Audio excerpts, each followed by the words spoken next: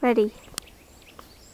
Here we are, ladies and gentlemen, in the midst of the Amazonian mountains. And here, if you look closely, the camera is about to zoom in on the Wakateachi bird, pecking at the nearby woodland trees. We are very misunderstood by this creature. Many find her to be very dangerous and prestigious, but actually, they're quite calm animals. And in fact, I can actually get quite a bit closer without her making any movement.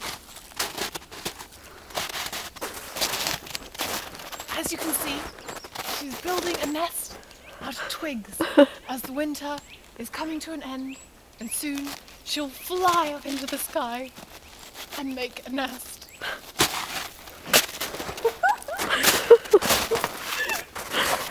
Cut! No, come on. We could just cut it out. Okay. Okay, come on. As you can see, I'm actually no more than 5 feet away from the very rare Wakateachi bird. It's now known that it is less than 500 in the wild. It's flying away! Run! We must move. My microphone! Come on!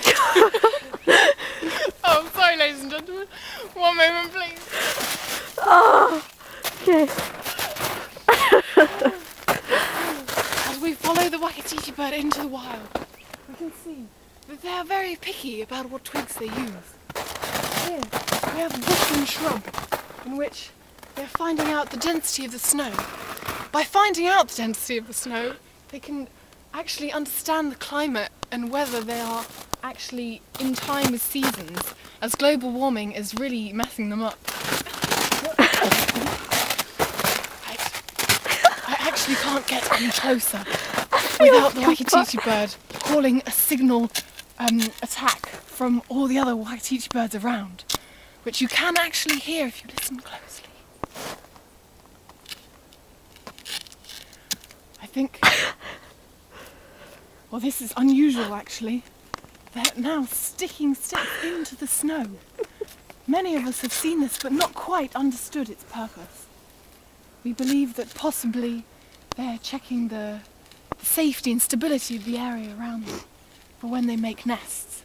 As unlike most birds, these Wakateachi birds actually make their nests on the ground. Originally from Hawaii, they soon moved to these Amazonian mountains after being moved by the Australians. Stupid Australians. Oh, I almost forgot.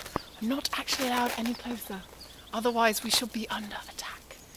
Although they are very calm animals, if they're threatened, they can unleash a terrible attack.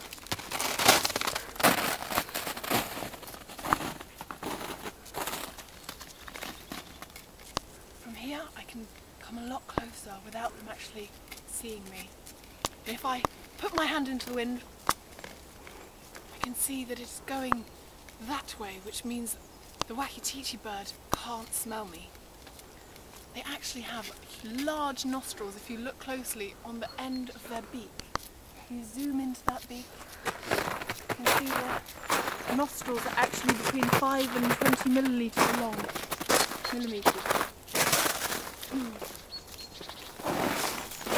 Right. From Nigel George, it's over and out.